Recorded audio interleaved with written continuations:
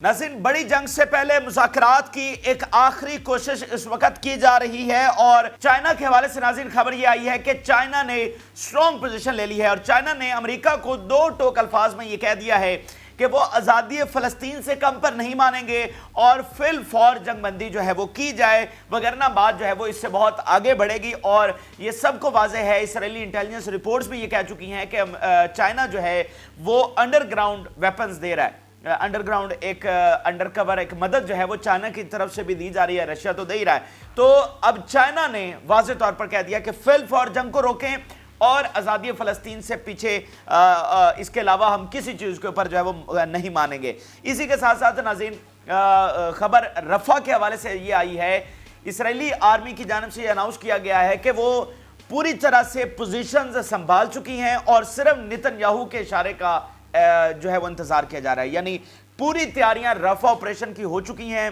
मोर्चे संभाल ली हैं, पोजीशन संभाल ली हैं, सिर्फ एक इशारे का इंतजार किया जा रहा है नेतन्याहू के। और इसी के साथ साथ नाज़रीन मिस्र के हवाले से खबर ये सामने आई है, क्योंकि दोबारा से रफ़ा का मामला आ रहा है तो मिस्र वही बात जो दोबारा से घूम कर आ गई है। मिस्र ने अपनी पोजीशन एक बार फिर वाज़ेह की और मिस्र ने कहा है कि अब चूंकि रफ़ा पर हमला होने जा रहा है तो हम आखिरी बार ये कह रहे हैं कि रफ़ा पर हमले का मतलब होगा हमारे साथ ऐलाने जंग, मिस्र के साथ ऐलाने जंग, और हम किसी तौर पर कंप्रोमाइज़ नहीं करेंगे।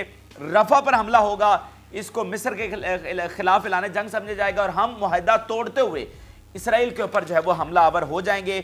ये इस वक्त की बहुत अहम और ताज़ा तफसीलात हैं, वो आपके साथ शेयर करेंगे। जिन लोगों ने चैनल को सब्सक्राइब नहीं किया उनसे रिक्वेस्ट करेंगे कि चैनल को ज़रूर सब्सक्राइब कर लें ताकि हर आने वाली वीडियो आप तक पहुंच सके। नाज़रीन, ये तफसीलात आपके सामने रखते हैं, लेकिन सबसे पहले जो इज्तिमाई कब्रों की तफसीलात आ रही हैं, दिल दहला देने वाली, यानी रूह कांप जाए जो तस्वीर जब वो बॉडीज़ निकाली जा रही हैं उस बड़े गड्ढे से, और जो उन बॉडीज़ की हालत है जिनमें औरतें हैं, जिनमें मर्द हैं, वो रूह कांप जाती है वो तस्वीर देखकर। और कोई दुनिया का कोई इंसान नहीं है कि जो उन तस्वीर को देखे और उसकी आंखें नम ना हो जाएं। तो अब नाज़रीन उसके हवाले से इंकशाफ ये हुआ है कि उसमें बच्चों की डेड बॉडीज़ भी हैं। यानी इस वक्त नसीर हॉस्पिटल से निकलने वाली बॉडीज़ की तादाद 394 हो चुकी है, शफा वाली अलग हैं। और जब ये नसीर से निकलना शुरू हुई तो इनिशियली 180 की रिपोर्ट आई थी, 180 डेड बॉडीज़ की, और अब वो कितनी हो चुकी हैं? वो हो चुकी हैं जनाब 394। और अब बताया जा रहा है कि 3 मीटर नीचे गड्ढा खोदा गया था जिसके अंदर ये बॉडीज़ जो हैं वो वहाँ पर फेंक दी गई और प्लास्टिक के उस बैग में अंदर उसको, यानी बेगौरव कफन। और अब तो वो मतलब रिपोर्ट्स ऐसी भी आ रही हैं कि गलियों और सड़कों के ऊपर लाशें पड़ी हुई मिल रही हैं, क्योंकि अब इसराइली फौज निकली हुई थी तो उसके बाद जैसे रेस्क्यू टीम्स बाकी इलाकों में गई तो पता चला कि बेगौरव कफन जो लाशें हैं, अब ये जो इज्तिमाई कब्रों में हैं ये भी बेगौरव कफन है ना, प्लास्टिक बैग्स में उनको डाला हुआ है। तो अब उसमें खबर ये सामने आई है कि उसमें बच्चों की भी लाशें हैं। आप अंदाजा लगाइए, क्या बच्चे भी हमास थे, बच्चों ने भी असलहा उठाया हुआ था, बच्चों की लाशें उस इज्तिमाई कब्र के अंदर डाली हुई हैं। इससे बड़ा जुल्म मुझे बताइए क्या इस दुनिया में हो सकता है? क्या आपने सुना कि इस तरह का जुल्म हुआ है? ये आज के हम दौर में रह रहे हैं, 1000-2000 साल पहले की बात नहीं हो रही। अल जजीरा रिपोर्ट कर रहा है, children among those buried in Gaza mess Graves. फिर वहां के रिहायशी, वहां के गजा के लोग क्या कह रहे हैं? Why do we have children in mess Graves? ये इज्तिमाई कब्रों में बच्चे क्यों हैं? He said adding that the evidence shows Israeli soldiers committed crimes against humanity। ये इससे बड़ा सबूत दुनिया को क्या चाहिए कि इसराइल ने ह्यूमैनिटी के खिलाफ, इंसानियत के खिलाफ, सिर्फ गजा के खिलाफ, इंसानियत के खिलाफ जुर्म किया है, गुनाह किया है और उसकी सजा जो है वो मिलनी चाहिए। यानी एक फर्द के खिलाफ गुनाह करना, जुर्म करना, और पूरी इंसानियत के खिलाफ गुनाह करना, जुर्म करना, ये कितना इसमें फ़र्क है। तो उसने पूरी ह्यूमैनिटी के खिलाफ ये जुर्म और गुनाह किया है, इसकी कैपिटल पनिशमेंट उनको मिलनी चाहिए।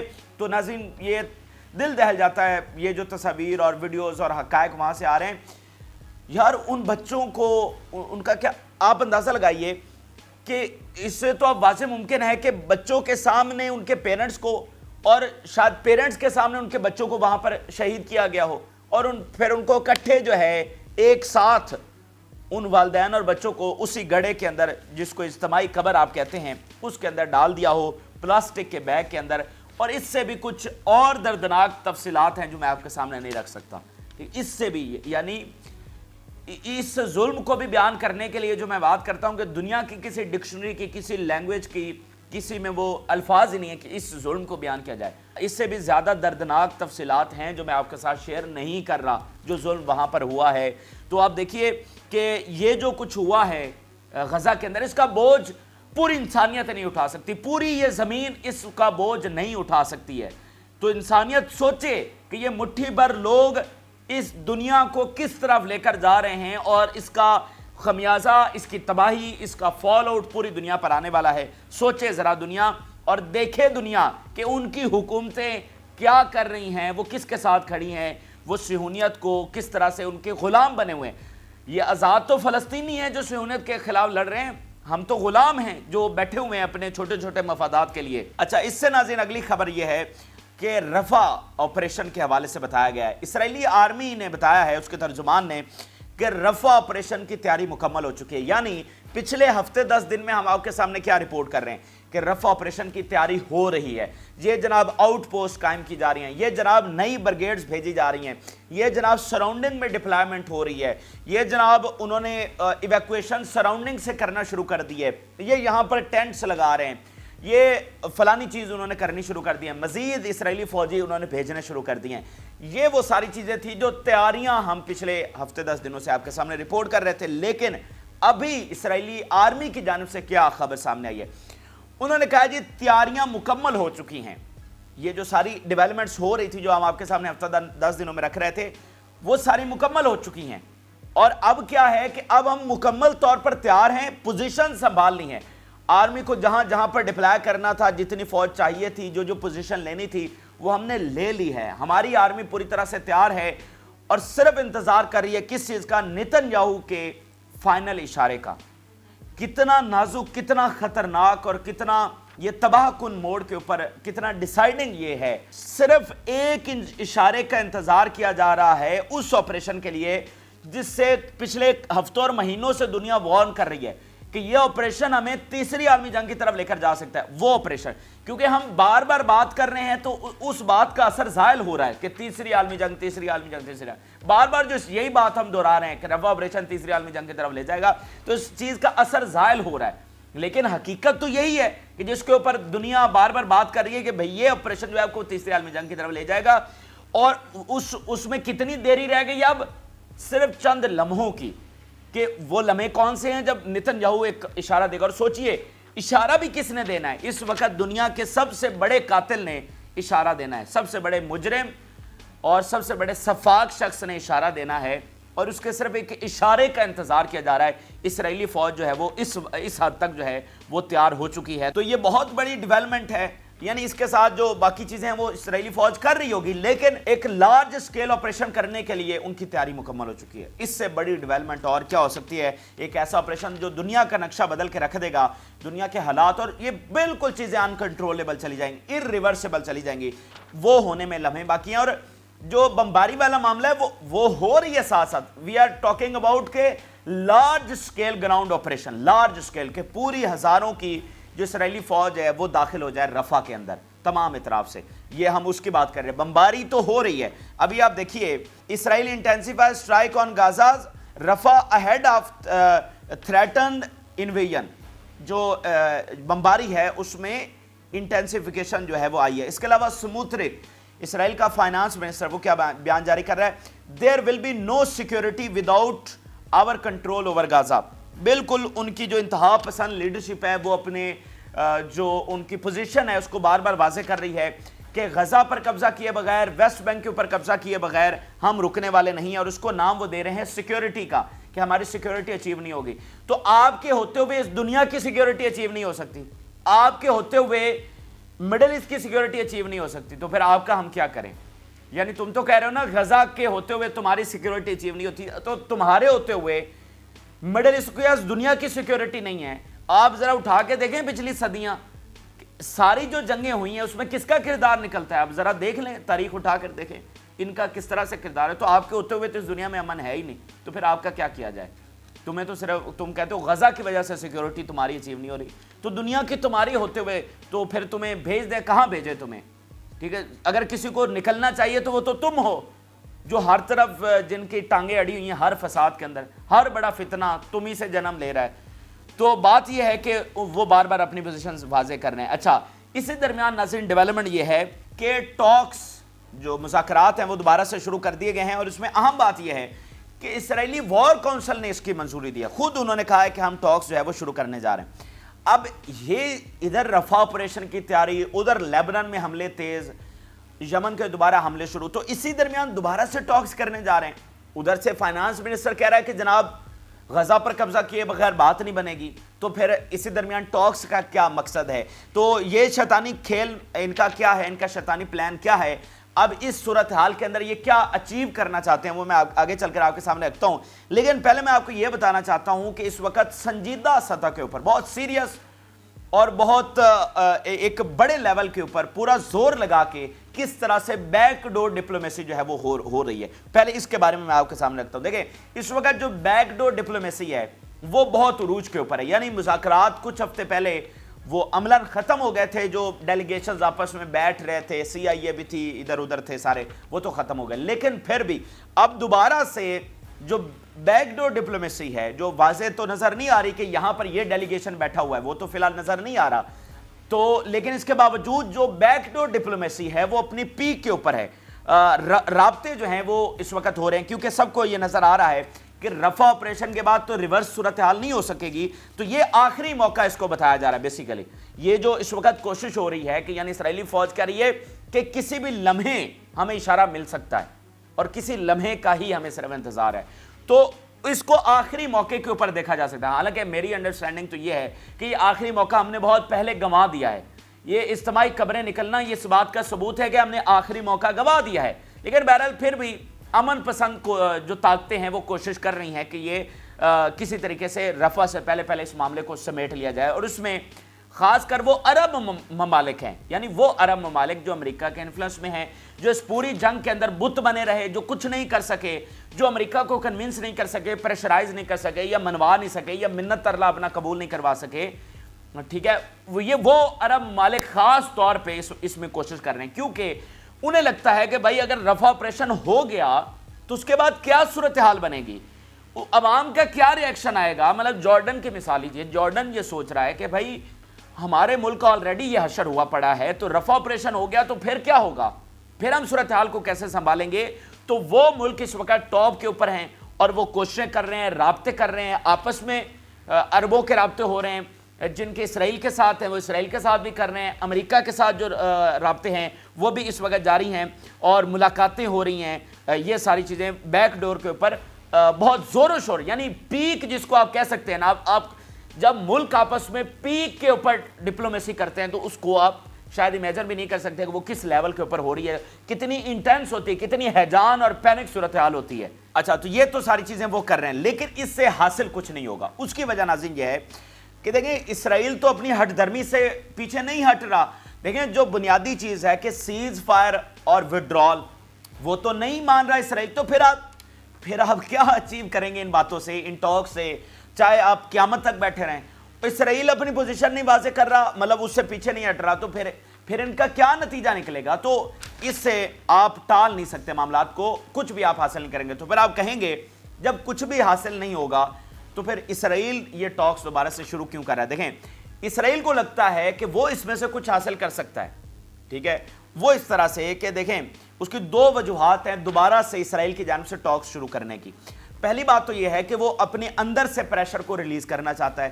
جو تل اویو میں مظاہرے ہو رہے ہیں، بین گور پہ حملہ ہو گیا، نتن یاہو کے گھر پر حملہ ہو گیا، بہت شدید مظاہرے اس وقت تل اویو میں ہو رہے ہیں اور وہ پبلک گیدرنگز میں جانے سے قاصر ہیں بہت شدت کے ساتھ.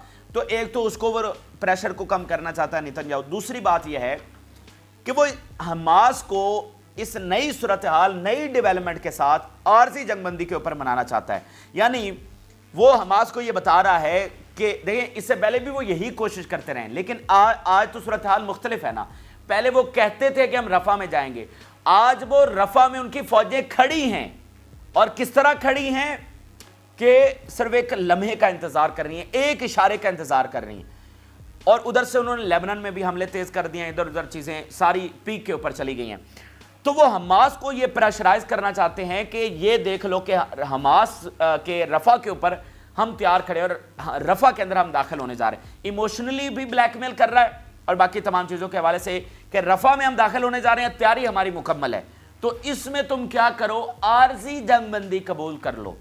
ٹھیک ہے, عارضی جنگ بندی بیسیکلی اسرائیل یہاں سے اچیو کرنا چاہتا ہے, اور عارضی جنگ بندی ہوگی تو اس سے اسرائیل کے اتحادیوں پر بھی پریشر کم ہوگا. یعنی اس وقت امریکی یونیورسٹیز میں دیکھ لیجئے وہ معاملہ بھی تھم جائے گا, برطانیہ, فرانس, جرمنی میں وہ معاملہ جو ہے وہ وہاں پر وہ بھی تھم جائے گا, اتحادیوں کے اوپر جو پریشر ہے وہ ریلیز ہوگا, اور اندر کا جو پریشر ہے وہ بھی ریلیز ہوگا. اور اس وقت امریکہ بھی پوری طرح سے پریشرائز کر رہا ہے حماس کو کہ آپ عارضی جنگ بندی کو مان لیجئے. جیسے حماس کا اسٹیٹمنٹ سامنے آیا, Hamas insist Gaza war end for any hostage deal says will not be swayed by US pressure, کہ ہم ایکسچینج ڈیل کوئی بھی کرنے کو تیار ہیں جنگ بندی کے لیے, لیکن امریکی پریشر میں کہ یہ عارضی جنگ بندی کر لیں, ٹھیک ہے, تھوڑی دیر کا وقفہ کر لیں, وہ کوئی پریشر ہم امریکہ کا ماننے والے نہیں ہیں. تو ان دو بڑی وجوہات کے اوپر اسرائیل جو ہے وہ ٹاکس کرنا چاہتا ہے. تو بات یہ ہے کہ اس سے بھی کیا نتیجہ نکل آئے گا, یعنی اسرائیل کی تو کیلکولیشن ہے کہ وہ اس سے نتیجہ نکال سکے گا. اس سے پہلے کئی ہفتوں سے, مہینوں سے اسرائیل اسی چیز کے اوپر پریشرائز کر رہا ہے. عارضی جنگ بندی کا تو آپشن کب سے موجود ہے, کب سے اسرائیل کہہ رہا ہے عارضی جنگ بندی کر لو, وہ تو حماس نہیں مان رہی نا. اب وہ ایک نئی صورتحال ڈیولپ ہوئی ہے کہ اس میں وہ ایکسپیکٹ کر رہا ہے کہ حماس مان لے, جو کہ حماس کہہ رہی ہے کہ ہم نہیں مانیں گے. تو بات یہ ہے کہ حماس مان بھی جائے, ہم بالفرض سپوز کر لیتے ہیں کہ حماس مان جائے, حماس مان بھی جائے تو کیا اچیو ہو جائے گا. اچھا جی جنگ بندی ہو گئی, 1 ہفتے کی ہوئی, 2 کی ہوئی, 3 کی ہوئی, 4 کی ہوئی, یہی ہوگا نا, عارضی وقفہ اتنا ہی ہوگا. اچھا جی اتنی جنگ بندی, اتنا وقفہ آ گیا, تو اس کے بعد کیا, وہ 4 ہفتے ختم نہیں ہوں گے, وہ بھی تو ٹائم ایک نہ ایک دن ختم ہو ہی جانا ہے. ہفتے کا ہو, 2 کا ہو, 3 کا ہو, 4 کا ہو, وہ بھی تو ختم, تو دوبارہ سے اسرائیلی فوج وہاں پر چڑھ دوڑے گی. تو معاملہ ختم تو نہیں ہو رہا, ایک بریک ہے, ایک پاز ہے جو آ سکتا ہے. بالفرض اگر اس کو مان بھی لیا جائے, جو کہ نہیں آنے والا, لیکن اگر مان بھی لے تو معاملہ تو وہیں کا وہیں ہے, تھوڑی دیر کا پاز ہی آئے گا نا. ٹھیک ہے, یہی بات ہوگی جی, ہم ادھر فلسطینیوں کو کھانا پانی پلا لو تھوڑا, اس کے بعد ہم بمباری کرنے دوبارہ آئیں گے, تو یہی ہے اور کیا ہے. تو یہ بات پھر وہیں کی وہیں ہے. ٹھیک ہے, لیکن وہ اپنے فائدے کے لیے اسرائیل یہ ایک تھوڑی دیر کے لیے یہ والی چیزیں اچیو کرنا چاہتا ہے, لیکن وہ بھی اس کو اچیو ہونے والی نہیں ہے. حماس بڑا کیٹیگوریکلی کلیئرلی اس کو پتا ہے کہ بھئی 2 ہفتے ویٹ کر کے ہم نے کیا کرنا ہے, جو ہونا ہے ابھی ہو, ہم تو تیار ہیں.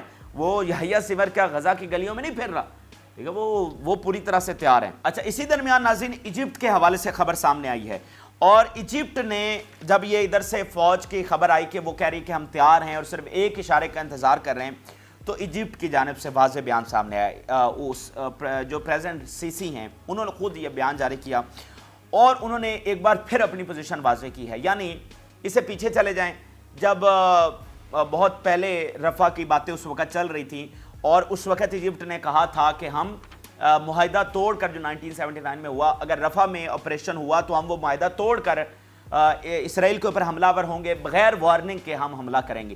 تو ایجپٹ نے آج ایک بار پھر اپنی پوزیشن جو ہے وہ واضح کی ہے, اور انہوں نے کہا کہ ہماری وہی پوزیشن ہے پرانی, اگر رفح پر حملہ ہوا تو وہ ہم اپنے اوپر اعلان جنگ سمجھے گے, اور ہم جو فلسطینیوں کی ڈسپلیسمنٹ ہے اس کو پوری طرح سے ریجیکٹ کرتے ہیں. اور یہیں پر جو کل ہم نے آپ کو خبر دی تھی, اور جس میں ہم نے کہا تھا کہ ابھی ہم اس کو ویٹ کریں گے, دیکھیں گے, جو اسرائیلی اور امریکی میڈیا نے خبر دی, وال اسٹریٹ جرنل نے خبر دی کہ یو اے ای اور مصر کوارڈینیٹ کر رہے ہیں اسرائیل کے ساتھ ایک ٹینٹ سٹی بنانے کے لیے. یعنی خان یونس سے باہر ایک ٹینٹ سٹی ٹائپ ایک بہت بڑا وہ بنا رہے ہیں, ہزاروں ٹینٹس لگ رہے ہیں کہ رفح سے لوگوں کو نکال کر وہاں پر لایا جائے, اور وہ کوارڈینیشن کر رہے ہیں اسرائیل کے ساتھ. تو ہم نے کہا تھا یہ بہت بڑی غلطی ہوگی, اور ابھی ہم اس کو ویریفائی کریں گے کہ چونکہ وال اسٹریٹ جرنل رپورٹ کر رہا ہے تو یہ خبر رکھنا بھی سامنے ضروری تھی, لیکن اتنی بڑی خبر کو ہم مان بھی کیسے سکتے ہیں. اور ہم نے کہا تھا کہ اس کے بہت بھیانک نتائج نکلیں گے, اور اگر یو اے ای اور مصر نے یہ کیا تو پھر بہت برا اس کا نتیجہ نکلے گا, اور یہ بہت بڑی غلطی ان کی ہوگی.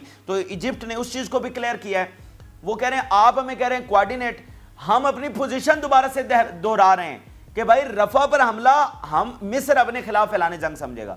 حالانکہ آپ اور ہماری سب کی تو توقعات یہ ہیں کہ ان کو جب یہ میس گریوز بن رہی تھی تبھی اس کو بھی اپنے خلاف اعلان جنگ سمجھنا چاہیے تھا. یہ جو اجتماعی خبریں نکل رہی ہیں, تب آپ کہاں پر سوئے ہوئے تھے, ٹھیک ہے, تب آپ نے کیا کیا. لیکن ٹھیک ہے, बहरहाल मिस्र ये कह रहा है कि रफा पर जो हमला होगा उसको हम ऐलान जंग समझेंगे। तो ये बिल्कुल पोजीशन जो है वो वाज़े आ गई है मिस्र की। तो इसमें नाज़रीन जिस तरह रफा ऑपरेशन बिल्कुल इमिनेंट है, उसी तरह से ये बात भी समझ लीजिए कि इजिप्ट वॉर जो है वो भी इमिनेंट है। और जो इसराइल का इतना ज़्यादा डिले हुआ है, इसराइल कितने दिनों से डिले कर रहा है इस ऑपरेशन को, तो उसमें ये बात समझ लीजिए कि ये इसमें बहुत बड़ा पहलू एक मिस्र का भी है। मिस्र का स्ट्रॉन्ग स्टांस, उसकी इतनी बड़ी वाज़ेह पोजीशन, क्योंकि आप मिस्र के आप पीछे देख लें, इतनी बड़ी वाज़ेह धमकी उसने कभी इसराइल को नहीं दी, तो उसकी इतनी स्ट्रॉन्ग पोजीशन ये डिले की एक वजह। और मैं आपको एक और बात बता दूं, और ये बिल्कुल श्योर बात मैं आपको बता रहा हूं, अगर मिस्र इसी तरह का स्ट्रॉन्ग स्टांस लिए रखता है और इसी तरह इसराइल को श्योर होता है कि भाई मिस्र अपनी बात के ऊपर कायम है कि हमने रफा पर हमला किया तो वो हमारे ऊपर हमला कर देंगे, यानी वो मुआहिदा तोड़कर इसराइल के खिलाफ जंग छेड़ देंगे, ऑल आउट वॉर छेड़ देंगे, ठीक है, तो मैं आपको बता सकता हूं कि इसराइल इस तरह फिर रफा पर हमला नहीं करेगा। यानी ये कोई इतना आसान मामला नहीं है। देखें 40 साल से भी, ये 1979 में मुआहिदा हुआ है, तो आज तक आप देखिए कितना अरसा बनता है, ऑलमोस्ट 45 ईयर्स। तो 45 ईयर्स के अंदर ये मिस्र वाला जो बॉर्डर है ये पूरी तरह से सिक्योर रहा है। यानी इसराइल ने दूसरे महाज खोले हैं, लेबनान के साथ जंग की है इधर उधर, लेकिन ये बॉर्डर उसका सिक्योर रहा है। मिस्र के साथ उसकी जंगें हुई हैं, इस बात को ना भूलें। ये ना देखें इस वक्त सीसी बैठा हुआ है, नेशन तो वही है, इजिप्ट तो वही है ना, तो ये पिछले 45 सालों से ये बॉर्डर सिक्योर है, तो इसका इसराइल को फायदा हुआ है। तो इस वक्त जब लेबनान तैयार है, जब सीरिया तैयार है, जब बाकी तंजीमें तैयार हैं, जॉर्डन तैयार है, वहां की जो तंजीमें हैं, तो ये इतना आसान नहीं होगा कि वो मिस्र के साथ भी भिड़ जाए। तो इसके लिए इसराइल क्या करेगा कि पहले वो इस बात को इंश्योर करेगा कि अमेरिकी फौजी वहां पर आए, अमेरिकी फौजें जो हैं वो गजा के साहिलों पर आए, ठीक है, ताकि पूरा बंदोबस्त करे वो कि मिस्र हमला करता है तो अमेरिका आकर लड़े। वो लड़ सकता है, नहीं लड़ सकता, वो इस चीज को छोड़ दें, लेकिन अकेला इसराइल नहीं जाने वाला, ये बात ज़हन में रखें। यानी ये सारी चीजें हैं तैयारी, ये सारे मामलात, लेकिन मिस्र अगर इसी तरह से स्टैंड लिए रखता है तो हमारी अंडरस्टैंडिंग ये है कि इसराइल के लिए इतना आसान नहीं होगा, क्योंकि फिर तो पीछे कुछ रह ही नहीं जाता ना। ये मिस्र के साथ एक तरफ जंग हो रही है, उधर हिजबुल्ला, उधर सीरिया, उधर ये सारे ग्रुप, तो ये इसराइल मतलब इस तरह लड़ तो नहीं सकता इन सब के साथ। तो या तो वो मिस्र को खरीदेगा, खरीद सकता है नहीं, वो अलग डिबेट है। मतलब वो दो चीजें करेगा अगर मिस्र इसी तरह से स्टांस लिए रखता है, या तो अमेरिकी फौजियों को लेकर आएगा, कम से कम उनको गजा के साहिलों तक जरूर लेकर आएगा कि जनाब आप यहां पर आकर बैठ जाएं, ताकि मिस्र को कि अगर मिस्र आया तो फिर अमेरिका जो है वो यहां पर बैठा हुआ है, या फिर वो किसी तरीके से इजिप्ट को कन्विंस करेगा कि कोई ना कोई मामला उससे तय करेगा। इन दो चीजों के बगैर इसराइल जो है वो हमला नहीं करने जा रहा है। तो मिस्र का स्ट्रॉन्ग स्टांस जो है वो इस हद तक का इंपॉर्टेंट है। तो ये बड़ी कम्प्लेक्स और बड़ी नाजुक और बड़ी अहम घड़ी है।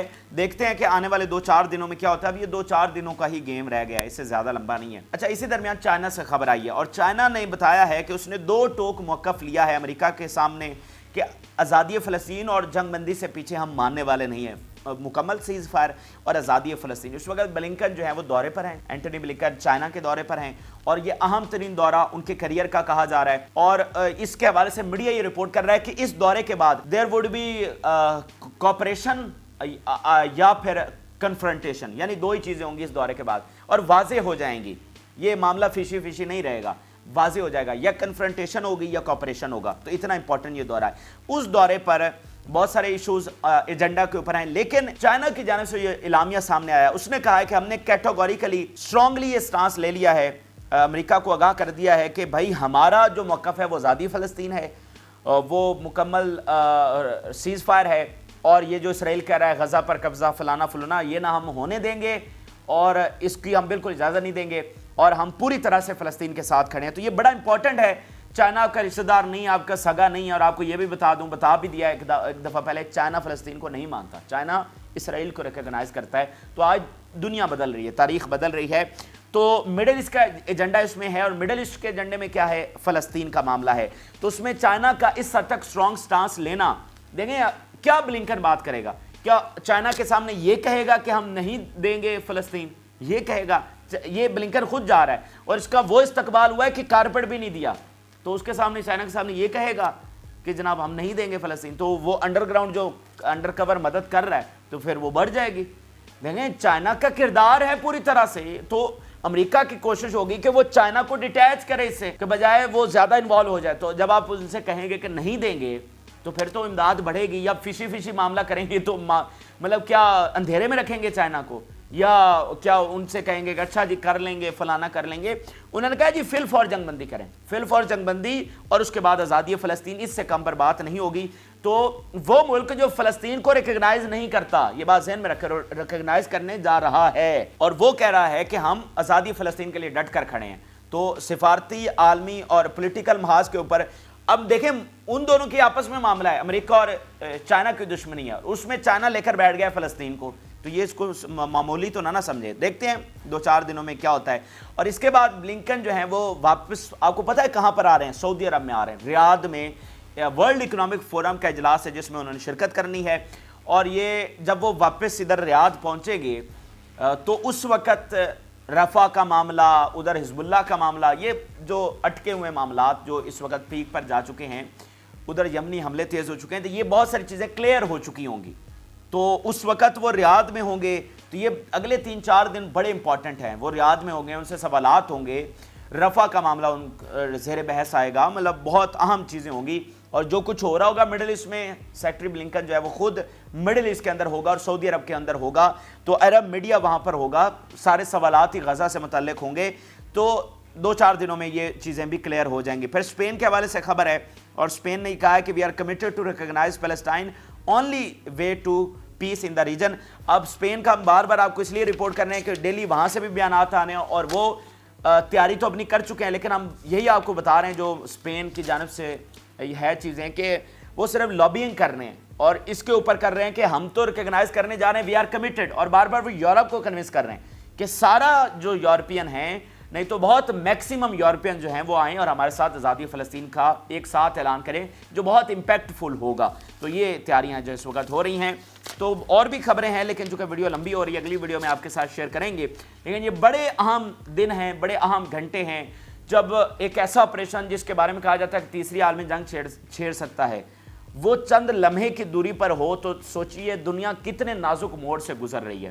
तो खुदा की पनाह है इन इब्लीसी ताकतों से जिन्होंने इतना बड़ा जुल्म किया और दुनिया को इस तबाही के दहाने पर ले आए हैं, और उन 79 मासूम बच्चों का जिनका कोई कसूर नहीं था, जिनकी ज़मीन पर आप 100 साल से कब्ज़ा करके बैठे हुए हैं, और आज आप उनकी इज्तिमाई कब्रें बना रहे हैं, और आपने उन्हीं को ही जालिम भी कहा हुआ था, और अभी भी कह रहे हैं कि हम सबको एलिमिनेट करेंगे। तो खुदा की पनाह इब्लीसी ताकतों से। ये इस वक्त के अहम तरीन और ताज़ा तरीन हक़ाइक़ हैं जो आपके साथ शेयर किए। आप अपनी राय ज़रूर आगाह करें। जिन लोगों ने चैनल को सब्सक्राइब नहीं किया उनसे रिक्वेस्ट करेंगे कि चैनल को ज़रूर सब्सक्राइब कर लें ताकि हर आने वाली वीडियो आप तक पहुँच सके। इजाज़त, अल्लाह हाफ़िज़।